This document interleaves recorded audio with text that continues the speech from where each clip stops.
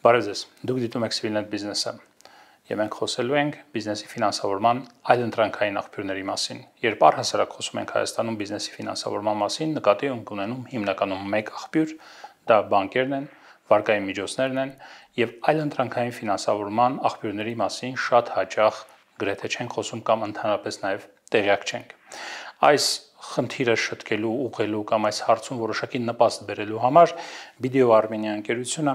կազմակերպել է երկօրյա համաժողով Երևանում նվիրված այլընտրանքային ներդրումային ռազմավարություններին։ Թե ինչ է դա նշանակում եւ պարզ խոսքերով ինչպես կարելի է դա ներկայացնել, որպեսզի հասարակ մարդիկ, որոնք ունեն որոշակի գաղափարներ, որը կարելի է դարձնել բիզնես կամ կայացած բիզնեսներ, որոնք ցանկանում են ավելի մեծ ներդրումներ ներգրավել, մենք կզրուցենք Ահարոն Չիլինգարյանի Video Armenia ընկերության հարկային եւ իրավաբանական ծառայությունների ղեկավար, բարև ձեզ, եւ Ալեքսանդր Շահակյանի Video Armenia ընկերության գործընկեր խորհրդատվական ծառայությունների ղեկավար, բարև ձեզ։ Շնորհակալ եմ, պարոնեք, հրավեր ընդունելու համար։ Պարոն Չիլինգարյան, պարզ բացատրեք, ինչ է նշանակում այլընտրանքային ֆինանսավորում, մարդ, որը ունի գաղափար, եկեք փոքրից սկսենք, հա, մարդ ունի, որը գաղափար եւ շատ են Հայաստանում գաղափար ունեցող մարդիկ տարբեր ինչ-որ նախաձեռնություններով հանդես գալու, այլ բան է, որ որոշները դառնում են, որոշները չեն դառնում նախաձեռնություններ, բայց երբ խոսում ես հատկապես փոքր բիզնեսի հետ, իրենք ասում են հիմնական խնդիրը ֆինանսական հասանելիությունն է իրենց համար։ Այ ինչպես դարձնել այդ ֆինանսները ավելի հասանելի, ինչ այլընտրանքային տարբերակներ կան բացի բանկերը։ Շնորհակալություն։ Նախ համաձայն եմ ձեր հետ, բազմաթիվ անգամ լսել եմ, որ հայաստանցիք նախաձեռնողական են, տենց հարաբերականորեն ավելի շատ են ռիսկի դիմում եւ դրա համար իհարկե կառավարությունն իրեն կարգավորումներն ունի, այնուամենայնիվ իրական կյանքում մարդիկ պիտի այլընտրանքներ ունենան եւ այո, բացի բանկային վարկից բանկերն են փորձում իհարկե ավելի ճկուն լինել հիմա, այնուամենայնիվ դա բանկային վարկի գործիքն է, որը մեծ իմաստով դեպքերի ճնշող մեծամասնության դեպքում ենթադրում է գրավ տարատեսակ քաղաքացիական օրենսդրությամբ երաշխավորություններ, երաշխիքներ եւ կա մեկ այլ աշխարհ, որը որ իհարկե զարգանում է եւ հենց մեր միջոցառումը դրա համար է, որը որ այլընտրանք է, այլընտրանքը դա նա է, որ մարդիկ կարող են գումարներ վերցնել իրենց գաղափարի նկատմամբ վստահություն ունեցող ներդրողներից։ Դրանք մի քանի մակարդակի են լինում։ Եթե բաց թողենք հենց իր խնայողությունները ֆիզիկական անձի իր հարազատների, ընկերների, ապա քիչ թե շատ կազմակերպած դա այսպես ասած հրեշտակ ներդրողներն են։ Ավելի առաջ, եթե գնում ենք, ավելի մեծ ֆինանսավորումների պարագայում արդեն գալիս են ֆոնդերը եւ առաջին հերթին վենչուրային ֆոնդերը եւ հետո նոր մասնավոր ներդրումային ֆոնդերը։ Ահա նրանք ծրագիրն են նայում եւ դիտարկում եւ եթե դա վստահելի է ֆինանսական ցուցանիշներով լավն է, ապա նրանք կարող են դառնալ այդ գաղափարը իրագործելու կամ այդ բիզնեսը ընդլայնելու համար բանկային վարկին զուգահեռաբար դրան ալտերնատիվ միջոցներ։ Հայաստանում այդ ալտերնատիվ միջոցները որքանով են զարգացած։ Ես ես վերջի մի քանի տարին է, որ լսում եմ Հայաստանում հրեշտակ ներդրողների մասին, ու այնպես չի, որ դրանք բուն հայաստանյան ծագման ներդրողներ են, շատ հաճախ դրսից եկած մարդիկ են, ներդրողներ են։ Խնդրեմ։ Շնորհակալություն։ Եթե ընդհանուր ֆինանսական շուկային նայենք, պայմանական կարելի է 3 մասի բաժանել։ Մեկը բանկային վարկերն են, որի մասին խոսեցինք, բավական շուկան սատուրացված է, մոտ 17 միլիարդ ԱՄՆ-դոլարի չափ շուկային բանկերի կողմից տրամադրված եւ ֆինանսական այլ կազմակերպության ուղղականներ եւ վարկային միջոցներ է տեղաբաշխված շուկայում։ Եթե նայենք երկրորդ շուկայի սեգմենտը, կապիտալի շուկան է, որտեղ ունենք բաժնետոմսեր, պարտատոմսեր, արժեթղթեր, բաժնետոմսերը ըստ էության դեռևս եթե նայենք նախորդ 5-7 տարիներին մոտ 10-13 ընկերություն ենք թողարկված, ու դրանք շրջանառությունը նաև կապիտալի շուկայում բավական սահմանափակ է։ Հաջորդը պարտատոմսերն է, որ վերջի տարիներին բավական զարգացել է կապիտալի շուկայում, նաև պետական աջակցման ծրագրերի շնորհիվ, եւ մեկը այսօր գործում է ընկերությունները դրանից կարող են օգտվել, մասնավորապես 3% կարող են թողարկման արդյունքում սուբսիդավորվել եւ թողարկման հետ կապված ծախսերը կարող են հոգալ այդ աջակցման շնորհիվ, եւ երրորդ խումբը արդեն այդ այլընտրանքն է, այսպեսով ունենք բանկային վարկեր, կապիտալի շուկա եւ այսպես կոչված այլընտրանքային սեգմենտ, որտեղ որ մի քանի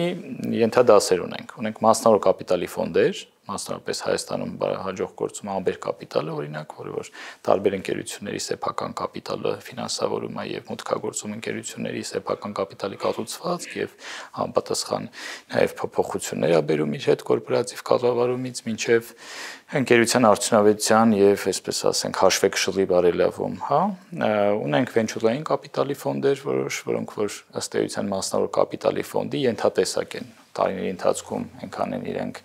առանձնացել եւ այսպես իրենց հետագիծը այնքան են բարելավել, որ այսպես ասած առանձնացել են, բայց դասական իմաստով դա նույն մասնավոր կապիտալի ֆոնդի ենթատեսակ է վենչուրային կապիտալը եւ որոշ ֆոնդեր ունենք,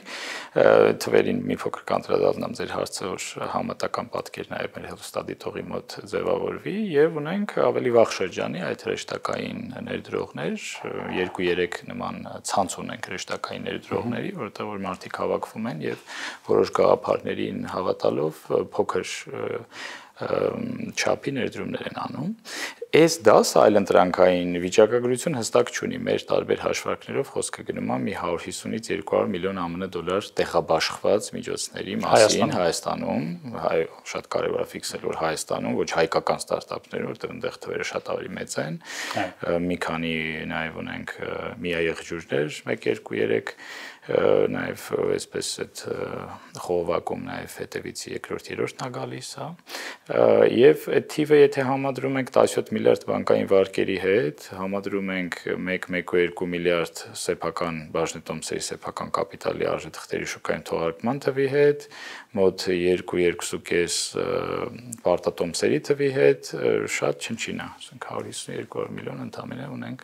այսօր տեղաբաշխված մասնավոր կապիտալ։ Դրա համար նման նախաձեռնությունները մեր կարծիքով կարևոր է, որտեղ տեղ կա չբացահայտված պոտենցիալ շուկայում։ Իսկ զարգացող է ինքը, այսինքն կամ միտում դուք տեսնում եք, որ մարդիկ իսկապես կարևորում են, հասկանում են, թե ինչ է հրեշտակ ներդրողը, ով է հրեշտակ ներդրողը, ինչպես իր հետ կապ հաստատի ընդհանրապես եւ ինչպես իր համար հասկանալի կերպով ներկայացնի իր գաղափարը։ Դե այսօր մեր զրույցին զուգահեռ Digitech կոնֆերանսն է տեղի ունենում, մեր ստարտափ էկոհամակարգը եւ ՏՏ էկոհամակարգը կարելի է համարել ըստ էության կայացած, իհարկե եթե զարգացման մեծ ուղի անցնելու, բայց ահագին աշխատանք արվել է եւ ըստ էության կարելի է ասել, որ ստարտափները որևէ փուլում ունեն հնարավորություն ճիշտ օղակներ դիմելու գնալու, մասնավորապես եթե դա հրեշտակային փուլում է գտնվում ստարտափը, հրեշտակային այդ ցանցեր գնալու, եթե ավելի ուշ փուլ է, ապա վենչուրային կապիտալի ֆոնդեր գնալու եւ հնարավոր ֆինանսավորում ստանալու։ Այդ առումով կա դաշտ, իհարկե դաշտը պետք է ավելի մրցունակ, ավելի բազմազան դառնա, բայց կա, խոսքը չի գնում 1-2 հնարավոր հարթակից ֆինանսավորումներ գրելու մասին, մի փոքր ավելի շատ, վենչուրային կապիտալի դեպքում խոսքը 5-ից 10 ֆոնդերի մասին է, այսպես տարբեր հաշվարկներով ըստ իրենց ակտիվության ցանցեր 2-3 առնվազն հրեշտակային ներդրողների ունենք։ Այս տենդենսը զարգանում է, իհարկե ամեն ինչ համացան մեջ է, եթե համատենք լայն տարածաշրջանում, ասենք Էմիրատների եւ Իսրայելի հետ դեռևս բավական հետա մեզ մոտ զարգացումը այն իմաստով, որ այնտեղ շատ ավելի բազմազան է միջոցներն ու աղբյուրները, թե ավելի նեղ շրջանակում նայենք, ասենք Կենտրոնական Ասիա, Կովկաս, Արևելյան Եվրոպա, բավական կարող ենք ասել մրցունակ ենք, այո, որովհետեւ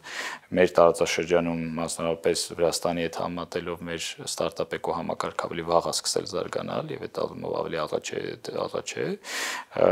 Նույնը Կենտրոնական Ասիայում, բացառությամբ Ղազախստանը, որը որ ըստ էության բավական արագանցիկ զարգացման տեմպ է ունեցել, մյուս 3-4 Կենտրոնական Ասիայի երկրները դեռ ավելի վաղ զարգացման փուլում են։ Արևելյան Եվրոպա մի քիչ բազմազան է, բայց այնտեղ էլ կարող ենք համեմատականներ տանել։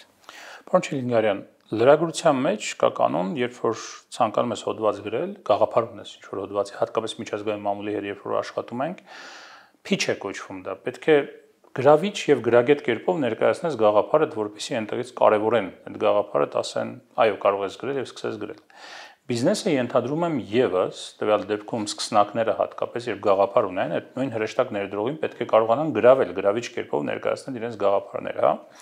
Եվ կրթության ոլորտում, հատկապես բիզնես կրթության մենք լուրջ խնդիրներ ունենք Հայաստանում։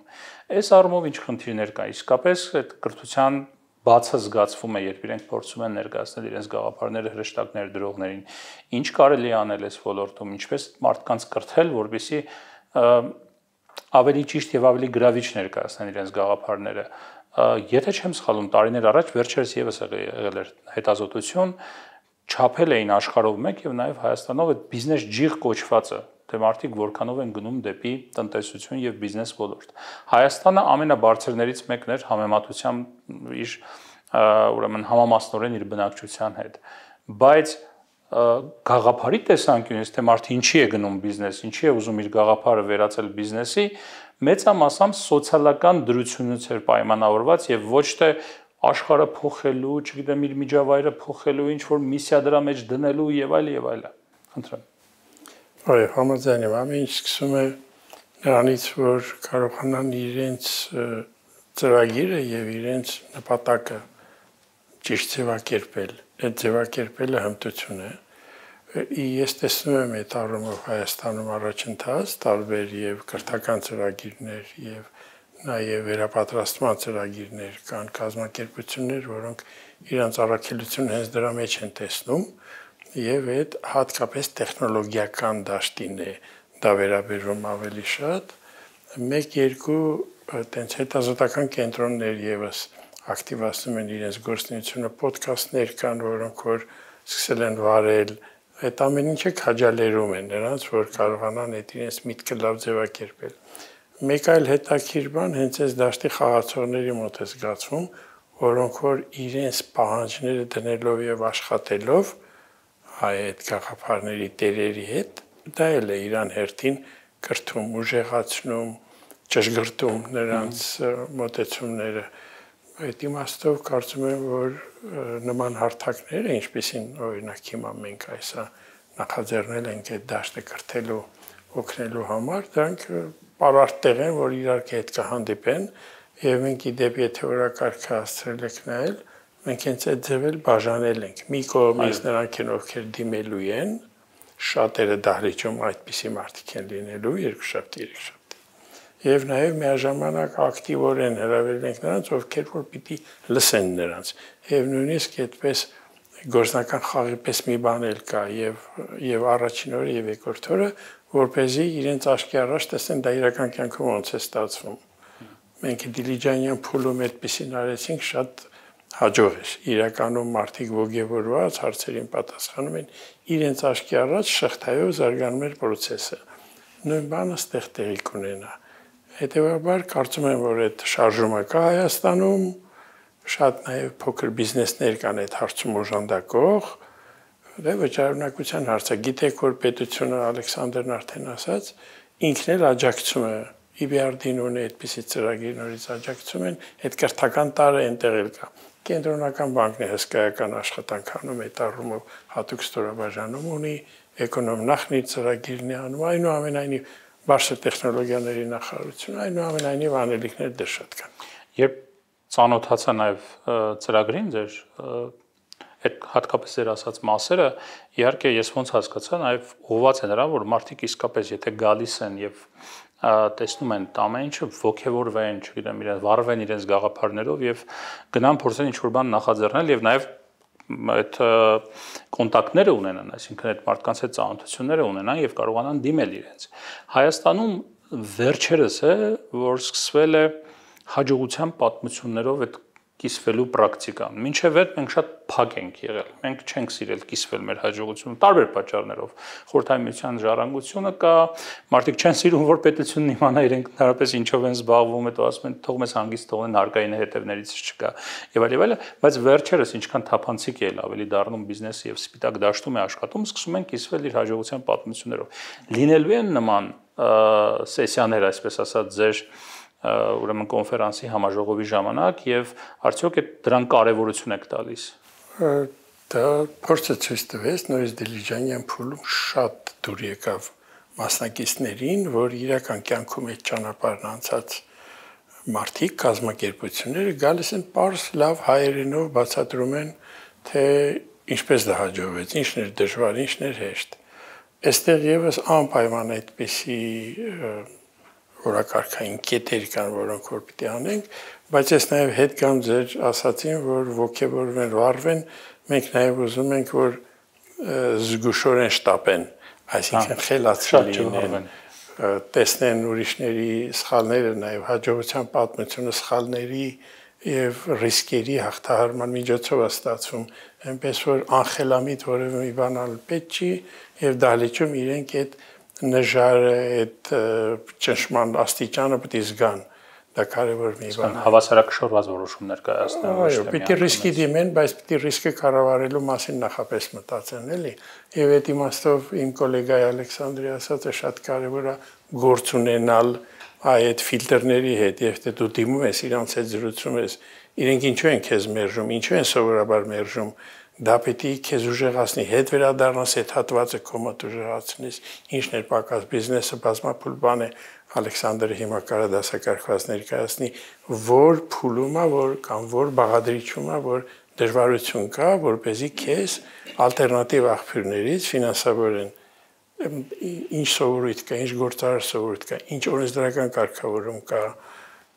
Խնդրեմ, լսենք Ալեքսանդր։ Գիտեք ինչ, վաղ շրջանը իմ գործընկեր Շինգանյանը ներկայացնում է, դեռ որոշակի Հայաստանում գործում աշխուժություն կա, խոսեցինք, այդ երկու ցանցերը, այո, մերժվում են մեկի կողմից, մյուսում գնում են փոփոխություններով ստանում են վենչուրային ֆոնդեր եւ այլն։ Ստեղ ու ունենք կայացած ոնց խոսեցինք, բավական տտայեկո համակարգ, հա, որը էլի ճանապարհ ունի անցնելու խոս։ Բայց մենք մյուս կողմում շատ այլ կարևոր ինստրումենտներ կա, այլ փուլերում ընկերությունների, օրինակ, ասենք, ավելի ուշ փուլում գտնվող ձևավորված ընկերություն, որը որ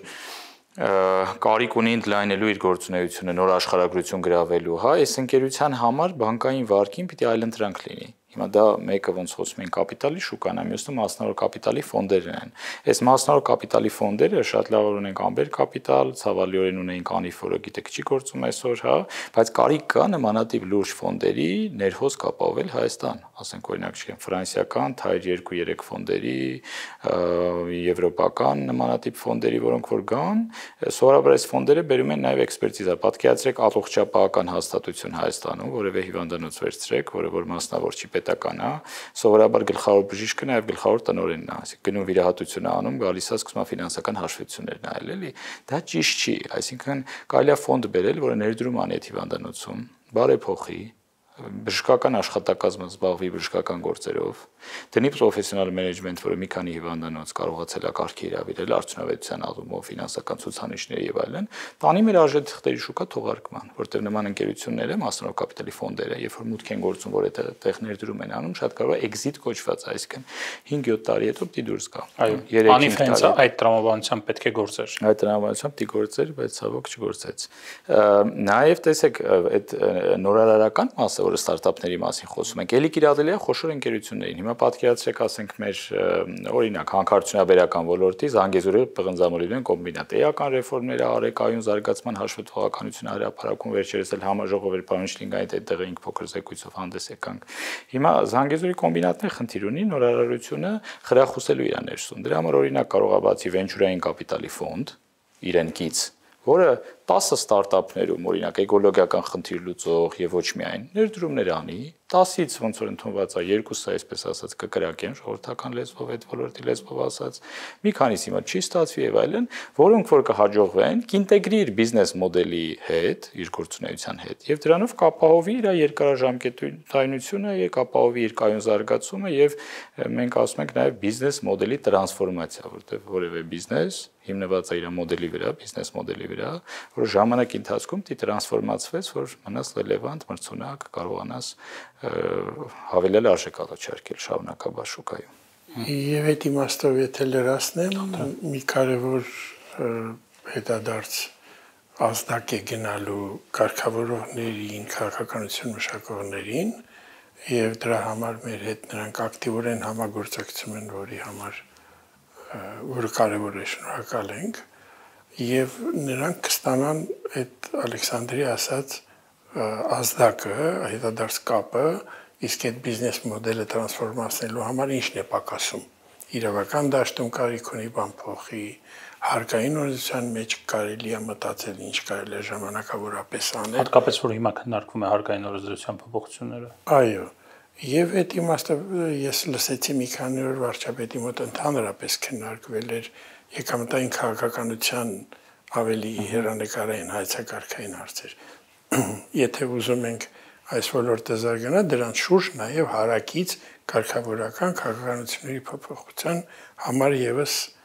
քննարկումներ են պետք, որը այդ իմաստով եւս կարծում եմ պարարտ տեղ է, ինքը կառավարությունը եւս տարբեր գերատեսչությունների միջոցով մասնակցելու է, լինելու է հենց այդ ամենաեռուն կենսական միջավայրում այդ եւ ստանալու անհրաժեշտ ազդակներ։ Հետադարձ կապը միանշանակ շատ կարևոր է, որովհետեւ բիզնեսը ինքը իրենով չի կարող միայն իր կացայի մեջ եփվել եւ զարգանալ, որովհետեւ կարգավորումները շատ կարևոր են եւ նաեւ շատ կարևոր է պետության փոքր ներկայությունը, այսպես ասած, տնտեսական դաշտում, այսինքն մինիմալ, բայց շատ էֆեկտիվ ներգրավվածությունը կարգավորումների տեսանկյունից։ Շատ բյուրոկրատիա չլինի, քիչ բյուրոկրատիա եւ այլ եւ այլ։ Լավ, եթե բիզնեսը պատկերացնենք, այդ գաղափարից հասավ որոշակի աստիճանի եւ ունի արդեն զարգացման երկրորդ կամ երրորդ этаպը իր ապահովելու համար պայմանական ասած երկրորդ կամ երրորդ этаպը։ Արդեն մեծ կապիտալ է իրեն անհրաժեշտ, քիչ թե շատ ինքը կայացած է, բայց զարգացման համար էլի սեփական միջոցները չեն բավարարում։ Շրջապատում էլ չկան այնպիսի մարդիկ, որ կարողանան այդքան ներդրում անել այդ բիզնեսում եւ պետք է էլ ավելի մեծ միջոցներ դիմել եւ ինչպես։ Գիտեք, երբ որ մենք ասում ենք բանկերը շատ են վարկավորում տվել եւ դրա հիման վրա ոնց որ ավելի մեծ ակտիվների դաս է համեմատ կապիտալ շուկայի այլընտրանքի, դրանով բացարձակապես չենք ասում, որ բանկային գործունեությունը կարևոր չի։ Բանկային գործունեության նաեւ շնորհիվ է, որ բիզնեսները շարունակաբար այս 30 տարիների ընթացքում ազնվազն 30 այո, կարողացել են զարգացնել, զարգանալ։ Եվ տեսեք, երբ որ ասում ենք նաեւ կապիտալի շուկան եւ այլընտրանքը զարգանա, ոչ թե ի հաշիվ բանկայինի, այլ ընդհանուր ոնց որ ասում են, տորթը կմեծանա եւ դաշտը կմեծանա, որի արդյունքում եւ բանկերի բիզնեսը շարունակաբար կմեծանա եւ կզարգանա դեմս վարկային պորտֆելի, հա, եւ այս ակտիվների տեղաբաշխողները բանկերն են, այդ բաժանտոմսերի պարտատոմսերի։ Եվ գիտեք ինչ հետաքրքիր ֆենոմեն կա, որ օրինակ բանկեր կան, որոնք որևէ երկրում, այդ թվում եւ մեզանում, ունենում են ոչ օպերացիոն ակտիվներ։ Դե կյանքը, այսինքն վարկ են տվել, չի ստացվել եւ բալանսում մնացել է non-operating asset, ոչ օպերացիոն ակտիվ։ Հիմա մասնավոր կապիտալի ֆոնդը կարող է գնի այդ ոչ օպերացիոն ակտիվը եւ բանկի մատից մի փուշ ավել հանի։ Այսինքն ինքը էկոսիստեմը հետաքրքիր որ իրար փոխլրացնող է։ Այդ թվում եւ կապիտալի շուկան, տեսեք, ընկերությունները որ պարտատոմս է թողարկում, ինչ որ իմաստով, ասենք բանկից, որից որ վարկ պիտի վերցներ կամ արդեն որոշակի վերցրել էր,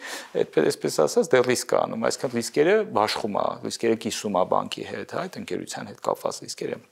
Հետևաբար այդ ամբողջական շուկա ունենալը շատ կարևոր է, էլի հատկապես ձեր ասած այդ փուլում գտնվող ընկերությանը, որը որ արդեն գաղափարից գնացել է որոշակի օպերացիոն փուլ, այս ընկերությունը պետք է այսպես ասած մենյուում առնվազն այդ երեքը ունենա, այսինքն բանկային վարկ, կապիտալի շուկա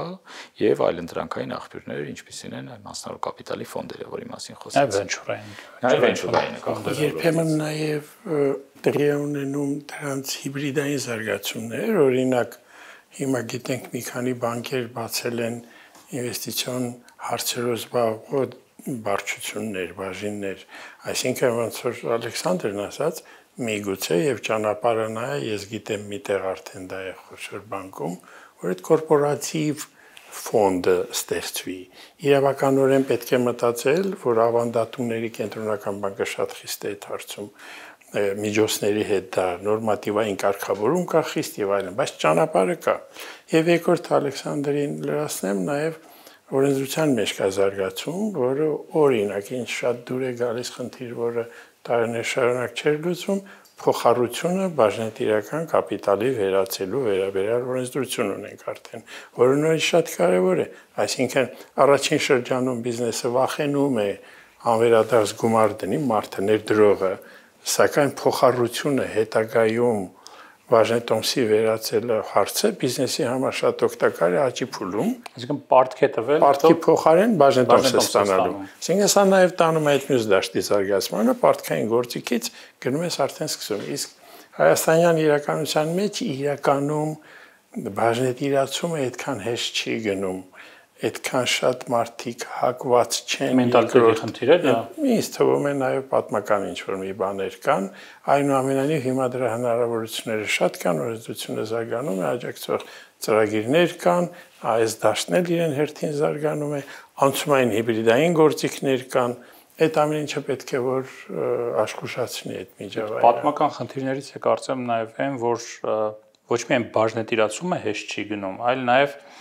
մարդիկ մի գործ են սկսում, կարծում են, որ դա իրենց կյանքի միակ եւ վերջնական գործն է։ Այսինքն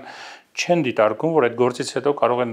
ֆեյլ անել, դուրս գալ, մեկ ուրիշը սկսել կամ ընդհանրապես իր բաժնետոմսերը վաճառել, երկրորդ գործը, երրորդ գործը սկսել։ Այդ ինչ որ մի բանից կարճելու, հենց ստեղծել ես,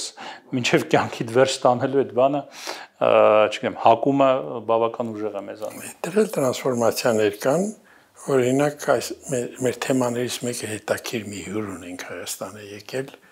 դա ընտանեկան բիզնես, ընտանեկան ձեռնարկություն հասկացում, բայց այնտեղ էլ շատ ճկունություններ կան, այնպես չի, որ ամուսնանում են այդ բիզնեսի հետ եւ վերջ, մինչև կյանքի վերջ, այդտեղ էլ դինամիկական մոդելներ կան եւ մենք շատ լավ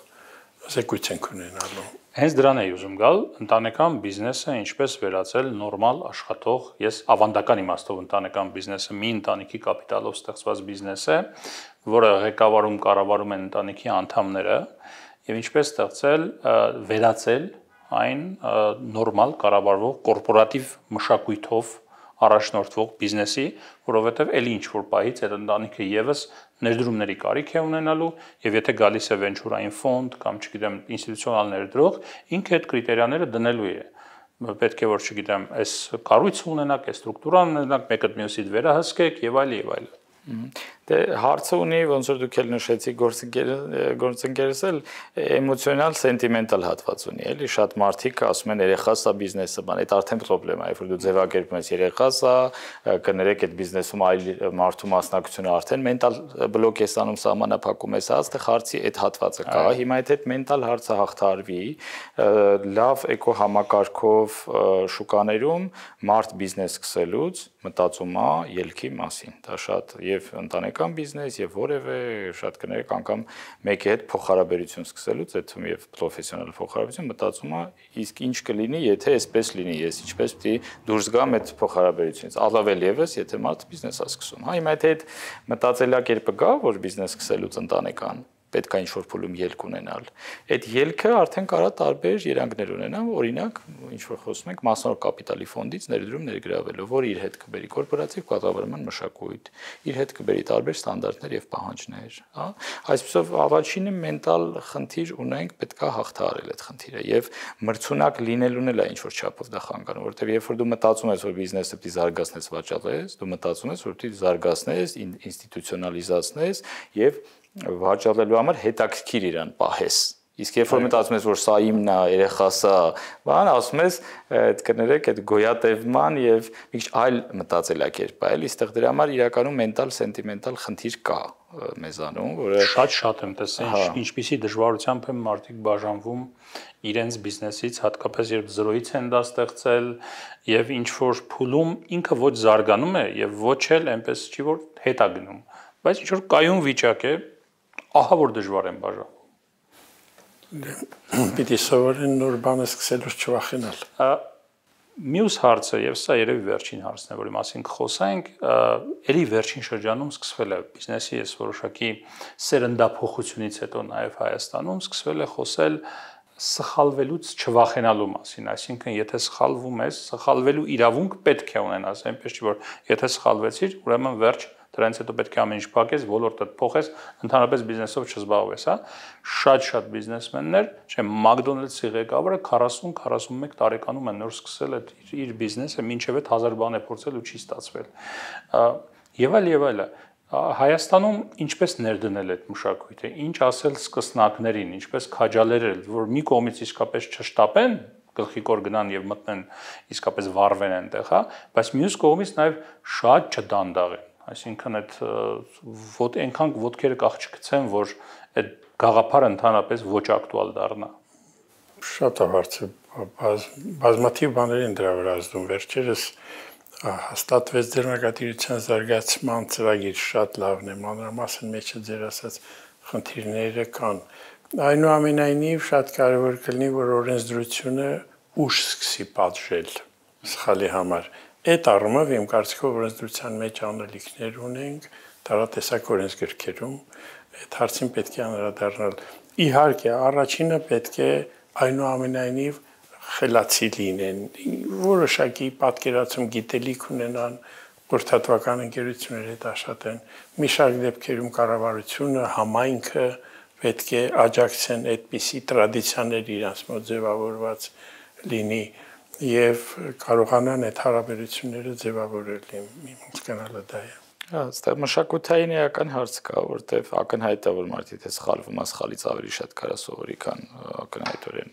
առանց սխալվելու, այդ նաև որ ասում ենք խելացին ուրիշի սխալից է սովորում, դա այն մեկի հետ գոյակցում է, էլի տարբեր կոնտեքստներում են դրանք, այսինքն այդ մշակութային հարցը կա եւ տեսեք, օրինակ օրենսդրորեն չպետք է պատժի մեկ, բան Շինգարյանը ասեց, երկրորդը ֆինանսական շուկան է պետք է չպատժի, որտեվ եթե ֆինանսական շուկան արդեն պատժում է, դա կլինի բանկ, դա կլինի կապիտալի շուկա, դա կլինի այլընտրանքային, ասենք ֆոնդ, մասնավորապես այնպես է պատժում, որ ասում է մի հատ չես հաջողի, ինչ ես երկրորդ անգամ եկել, արդեն ստեղ խնդիր առաջ գալիս, այսինքն հետեւաբար գլոբալ մշակութային հարց ու խնդիր ունենք, որ պետքա այդ մշակույթը ստեղծվի, սխալվելու, սխալից սովորելու, առաջ շարժվելու։ Տեսեք, ՏՏ-ում դա որոշակի հաղթահարված է, դա գլոբալ մակարդակում վաղուց է հաղթահարված, մեզանում էլ ըստ էության հաղթահարված է, հա, որտեվ այն ստարտափը, որ երկու ֆեյլից հետո գնում է հրեշտակային ցանցից գումար ներգրավելու, այնտեղ այդ երկու չստացված кейսը աչքի տակ ունենալով իրան նայում են որպես ավելի փորձառու մարդու, դա ակնհայտ է, բայց իրական հատվածում այլ ոլորտներում ունենք տրամագծորեն տարբերվող պատկեր, ունենք այդ տենց պատժման, ասենք ասենք հանրային եւ շուկայի ինստիտուտներ ձևավորված, որը բարձավանքի, որը պետքա հաղթահարվի։ Իհարկե ռացիոնալ բանկիրը միևնույնն է դրան վերաբերվելու է կասկածամտությամբ, այդ կոնսերվատիվ են բանկերը, բայց դրա համար պետք է այլընտրանքները լինեն, որ նաեւ հնարավորություն լինի այդ ստերեոտիպերը նաեւ գործիքակազմի միջոցով հաղթահարել։ Բանկերի կոնսերվատիվությունը մյուս կողմից ինչ որ առումով արդարացված է, որովհետեւ սեփական միջոցները չէ, որ իրենք ներդնում են մարդկանցից վերցրած դեպոզիտների տեսքով միջոցները կամ այլ տոկոսներով ներգրաված միջազգային ինստիտուտներից միջոցները։ Կա բան, որի մասին չխոսեցինք, պարոնայք, թեմայի շրջանակներում, եթե կա, խնդրեմ։ Երևի մի հավելում ընտանեկան բիզնեսին, մենք նաև խոսելու ենք ընտանեկան գրասենյակների մասին, որը